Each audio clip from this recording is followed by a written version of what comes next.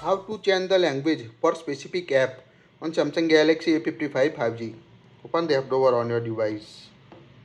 Tap the settings app.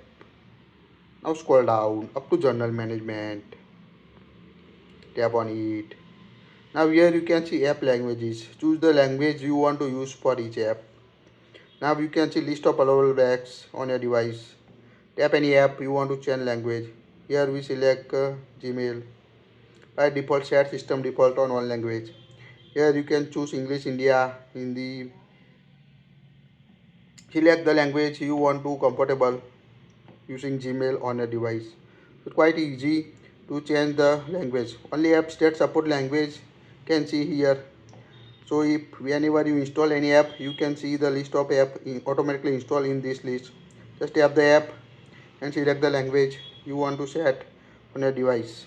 That's it. If you like it, share it.